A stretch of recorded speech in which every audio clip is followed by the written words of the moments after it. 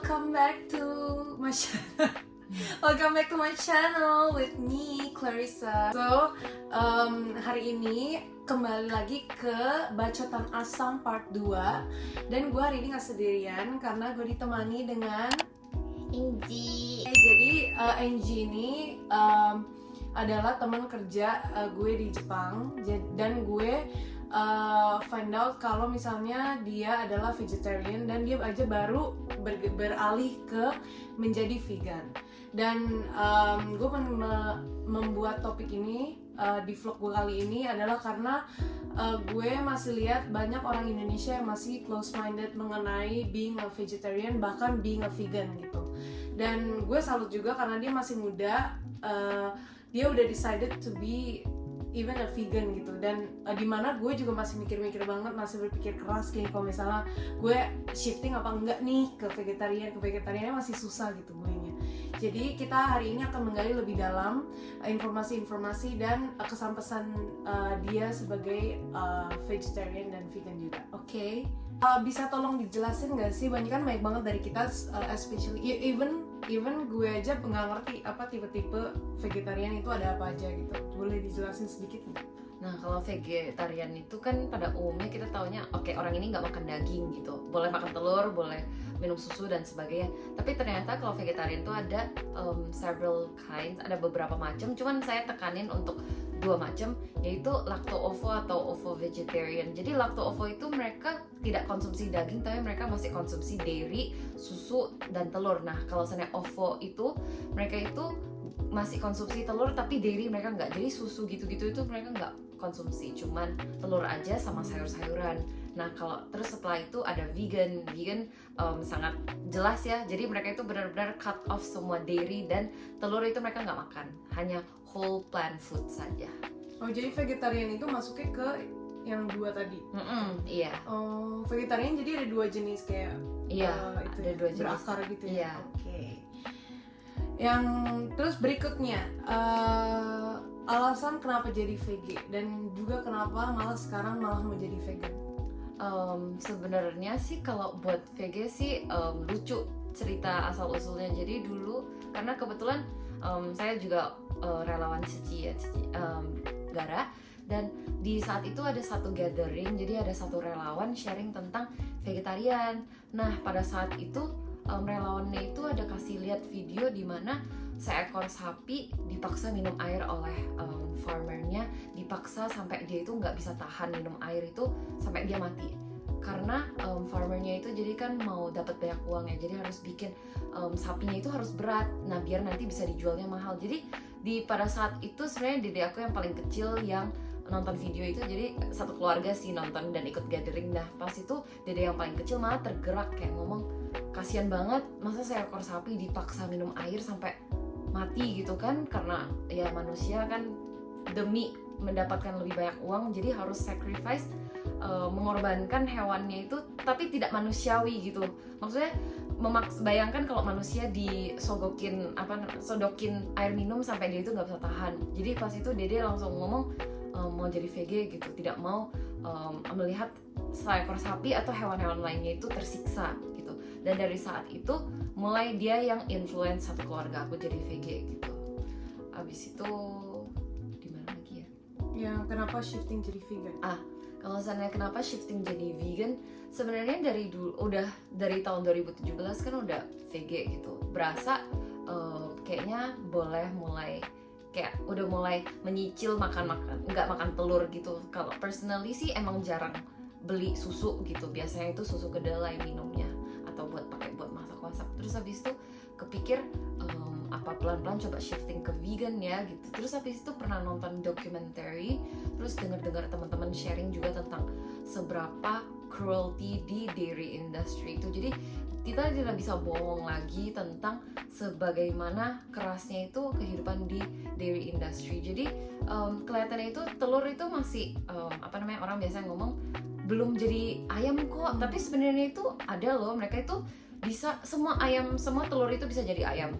Jadi itu cuman karena mereka nggak bareng sama ibu ayamnya lagi, nggak diirami lagi itu, makanya dia nggak jadi ayam gitu. Padahal sebenarnya itu semua telur itu bisa.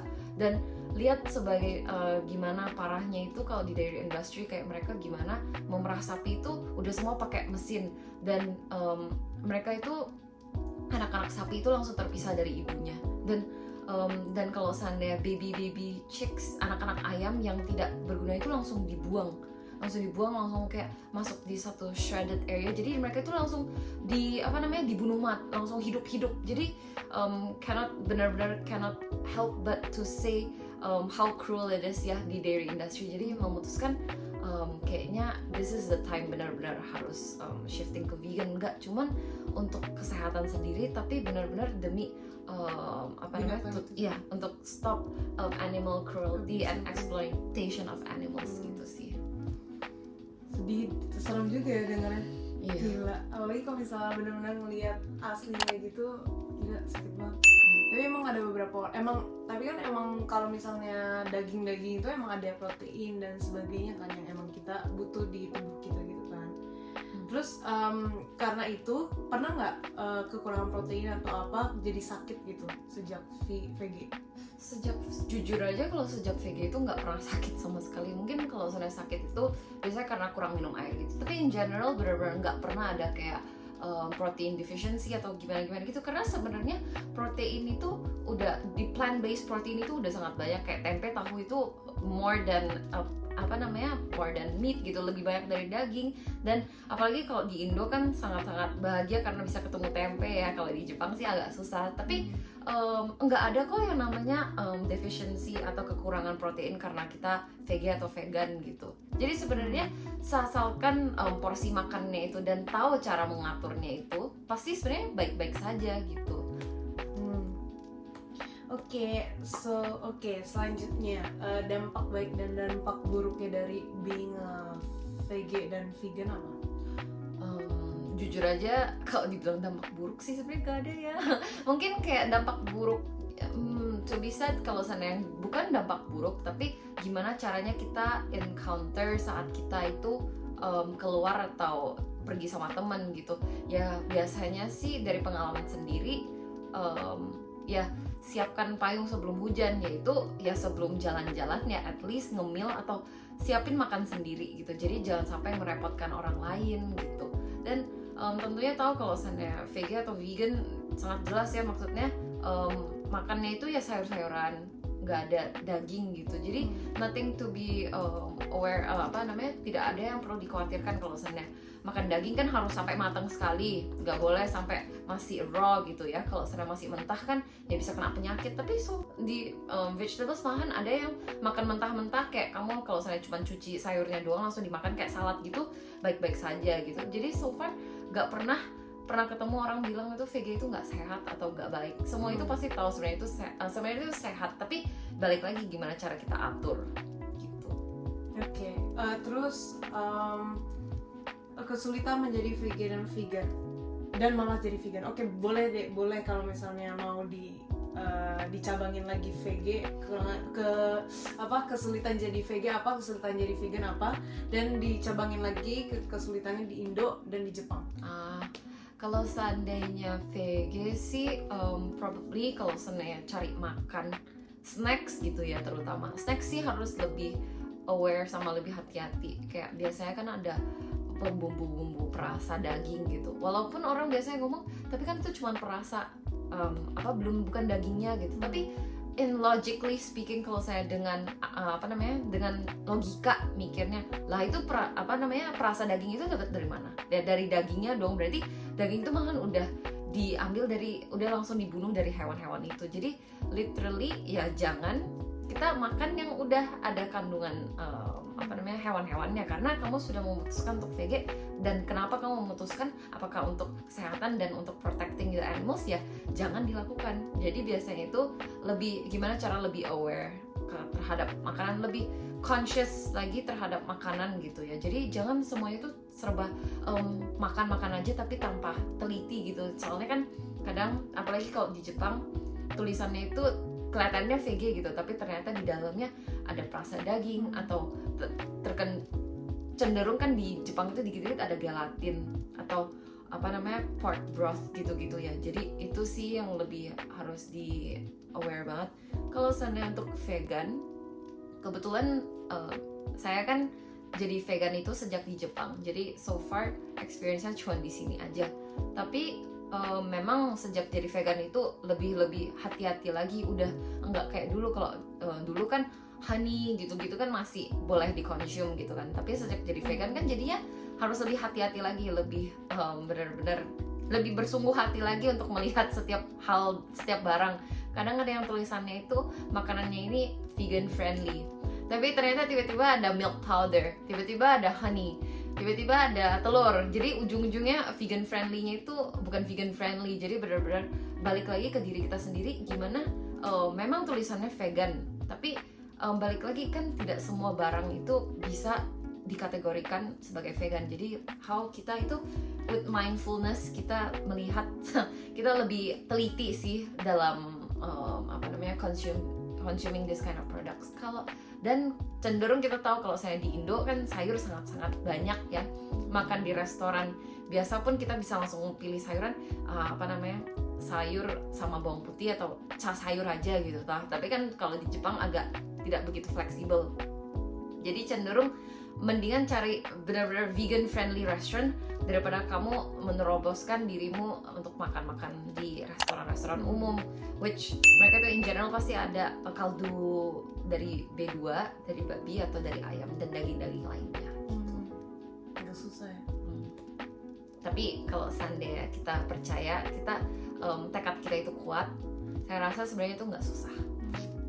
Oke, sekarang ngomongin makanan. Bahan makanan favorit lu itu apa sih? Bahan makanan yang biasa lu masak gitu, yang favorit banget? Favorit banget ya, kayak selalu tahu sama mushroom, sama jamur sih.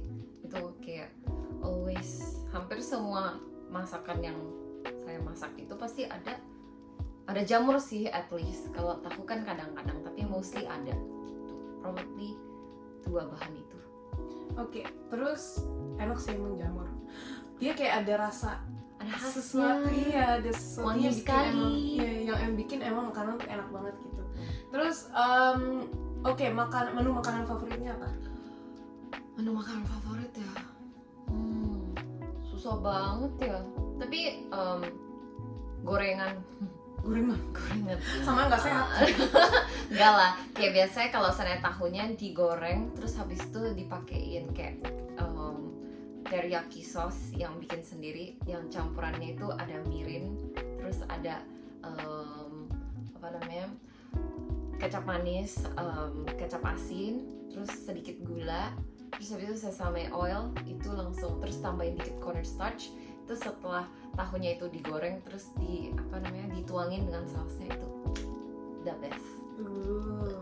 Awas Oke.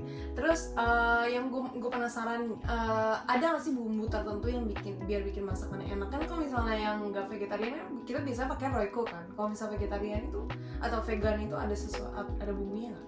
So far sih jujur pas ke Jepang itu nggak sempat bawa yang orang-orang tahu micin jamur yang mokocin, nggak bawa.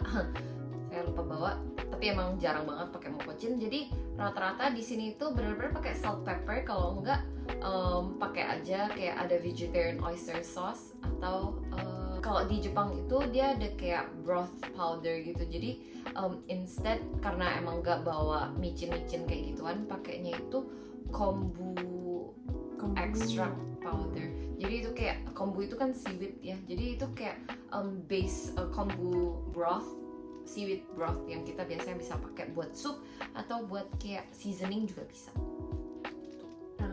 Interesting. Oke, next. Gue sampai maju gitu. Oke, ini pertanyaan menarik. Menurut lo kalau misalnya semua orang di dunia ini menjadi vegan atau vegetarian, menurut lo gimana ya? Itu akan hancur apa gimana dunia? Apa akan menjadi lebih baik? Tentu saja akan lebih baik ya, karena to be frank, jujur aja, kenapa kalau seandainya orang bilang kenapa kalau seandainya sekarang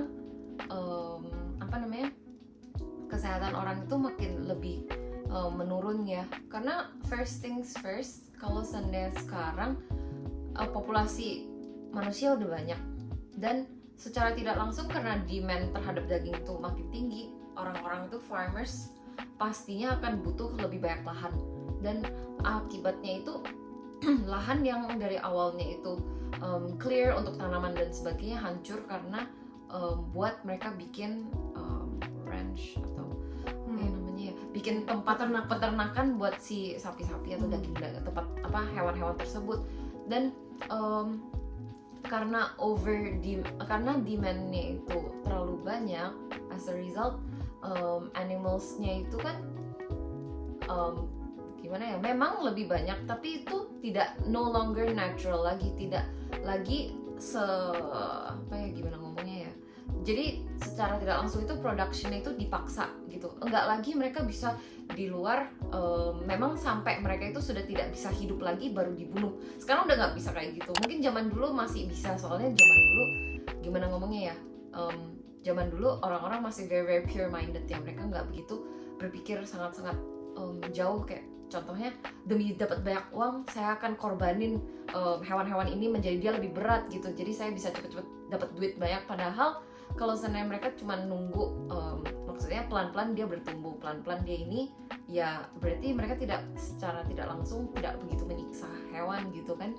Tapi karena orang-orang sekarang ya money adalah segalanya bagi mereka ya, jadi it can't be helped, money oriented banget.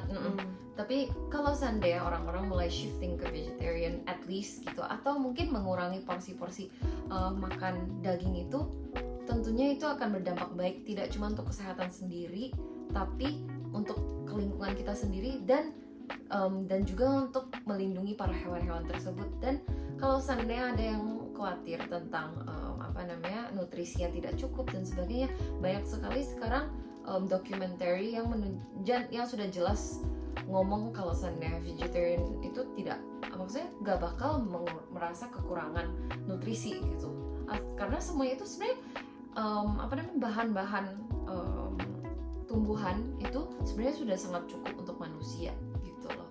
Dan zaman dulu makan daging itu pasti nggak sebanding dengan sekarang gitu, karena sekarang terlalu banyak greed ya, kerakusan demi keinginan mulut saja gitu. Padahal semua makanan itu sama, semua yang bikin enak itu karena bumbunya. Kalau seandainya nggak bisa ngolah, maksudnya nggak bisa ngolah juga, siapa yang mau makan daging mentah, siapa yang mau makan daging nggak ada rasanya, pasti tidak ada dong. Sama juga dengan sayuran, kalau seandainya kita bisa bumbuin atau kita bisa masak dengan enak, pasti sebenarnya juga enak gitu kita makannya, dan secara tidak langsung, dan itu juga sangat sehat untuk kesehatan kita sendiri gitu. Oke, what next? Oke, tempat favorit so far di Jepang untuk makan vegetarian atau vegan? So far sih pas di Osaka, kebetulan karena tahun lalu itu kerja di Osaka, jadi di sana benar-benar ada satu vegan restaurant yang the best banget, karena dia kayak ada dinner set gitu, jadi kayak ada brown rice, terus ada dia biasa pakai teriyaki soy meat, terus kayak saladnya, terus omakase soup of the day, jadi kayak soup yang dibikin oleh chefnya itu khusus untuk kayak recommended by the chef gitu. Dan memang kota-kota besar kayak Osaka dan Tokyo itu lebih vegan atau vegetarian friendly karena sudah lebih open sekali terhadap turis, sama banyak orang itu sebenarnya secara tidak langsung ada beberapa orang Jepang yang vegan juga gitu. Dan di sana lebih open sih terhadap adanya choices untuk vegan. Tapi di sini sih nggak ada menutup kemungkinan sih, so far pernah ketemu satu vegan cafe juga, dan di Niseko ya, dan juga ada di Sapporo juga ada beberapa gitu. Worth to try. Oke, worth to try. Apakah itu mahal? Apa affordable? Kalau saya di Osaka ada yang affordable banget. Dia itu Green Earth Vegetarian, Green Earth nama restonya, dan dia itu kamu bisa kalau seandainya ada orang kan yang Buddhist vegetarian ya, yang tidak makan bawang gitu, bisa request ke orangnya itu kalau untuk tidak makan untuk jangan pakai bawang dalam masakannya, dan dia itu salah satu restoran VG yang sangat one of the oldest ya, salah satu yang paling lama gitu di Osaka. Dan kenapa asal usulnya dia itu membangun satu VG restoran ini itu karena anaknya sama istrinya itu dulu meninggal karena kanker gitu. Lalu setelah itu dia telusuri bahwa ternyata vegetarian, pola makan vegetarian itu sangat-sangat sehat gitu, dan protein, semua nutrisi itu bisa dapat diperoleh dari makan-makan sayuran saja gitu. Jadi dari sanalah ownernya itu membuat satu restoran VG. Interesting. Oke, pertanyaan selanjutnya adalah pernah kesel gak kalau misal banyak orang yang nanya-nanya, capek gak sih jadi VG, kenapa gak balik aja gitu jadi makan daging lagi gitu? Tentunya nggak capek ya. Malahan ya cenderung orang-orang itu very curious, penasaran banget kenapa bisa VG gitu. Dan dari semua orang yang selalu saya share atau dengan saya cerita itu, memang mereka agree gitu, mereka setuju dengan apa yang saya ngomong, kayak mereka tahu kalau VG itu sehat gitu. Malahan ingat gak sih pas kalau saya kecil itu pasti mama papa itu selalu ngomong makan banyakan sayuran gitu, karena in general itu di dalam pikiran kita tuh memang kita tahu kalau sayuran itu sehat. Tapi as time goes by kita mulai exploring makanan dan merasa wah daging itu enak gitu, padahal kalau saya daging itu tidak dibumbui ya pasti orang kagak mau makan gitu. Ini karena too much options outside gitu ya, jadi kita lupa sama yang namanya sayuran, buah-buahan gitu. Buat yang nggak pernah makan sayuran dan buah-buahan, jangan lupa anjir, harus makan. Nih kayak contohnya Adam dia udah mulai makan sayur. Oke, by the way, nanti Angie akan di akhir video akan membagikan kayak foto-foto makanan, dan juga akan ada resep di description box below, dan juga akan gue share juga restoran-restoran vegetarian or vegan di Sapporo dan Hokkaido, based on her information, bakal ada di description box below, so make sure to check it. Anyway, last question, tips buat orang-orang yang mungkin berpikiran kayaknya kayak belum yakin gitu untuk menjadi vegetarian dan atau ke vegan, dan juga untuk orang-orang yang masih belum mengerti sepenuhnya tentang vegetarian. Menurut aku sih kalau seandainya direct shifting itu pasti susah ya buat orang-orang yang pada umumnya itu makan daging gitu. Yang bisa saya advice itu mungkin bisa mulai dari satu hari breakfast itu pasti secara tidak langsung kita breakfast itu kadang udah VG gitu, karena kita kadang mungkin cuma makan roti atau nasi campur sayur, atau mungkin nasi goreng yang cuma pakai telur sama sayuran dikit sama nasi doang gitu. Jadi sebenarnya itu kita pada umumnya itu very simple minded untuk masakan, jadi nggak ribet-ribet. Cuman kita bisa mulai perlahan-lahan itu starting from small steps untuk menjadi VG gitu. Bisa aja mungkin kamu boleh coba-coba seminggu berapa kali kamu mau VG. Kamu mampu 3 hari VG satu minggu boleh, atau kamu bisa mungkin setiap 1 bulan itu tanggal-tanggal berapa itu kamu jadi signal kamu untuk VG gitu. Jadi kayak biasanya ada orang yang Go atau yang setiap ikutin kalender lunar setiap tanggal 1 dan tanggal 15-nya itu untuk VG dan sebagainya. Kita bisa mulai pelan-pelan, jadi kayak boleh 1 minggu sekali, atau 1 minggu berapa kali, atau 1 hari at least mealnya itu at least ada VG-nya, atau mungkin gak usah VG dulu, benar-benar dikitin porsi makan dagingnya, perbanyak makan sayur. Jadi kayak start from something small. Dan kalau seandainya pasti pelan-pelan itu diri kita itu bisa mulai accept gitu. Dan kalau seandainya mau tahu gimana caranya, masih bingung apakah VG itu kamu itu yakin mau VG atau enggak, I suggest nonton some documentaries. One of them documentaries yang saya suka banget nonton itu Forks Over Knives, itu dari sisi pandang dari nutritionist, jadi dari ahli gizi yang bercerita di video itu. Dan di sana dia menceritakan dari VG yang masih ada dairy sampai vegan, full plant based gitu. Jadi dari sana mungkin teman-teman bisa nonton dan melihat memang tidak salah gitu. Kita pelan-pelan itu mulai shifting untuk VG atau dikitkan porsi makan dagingnya gitu dan perbanyak makan sayur gitu. Jangan lupa ya, nanti link semua ada di bawah. Dan terima kasih Angie sudah mau mampir ke YouTube aku.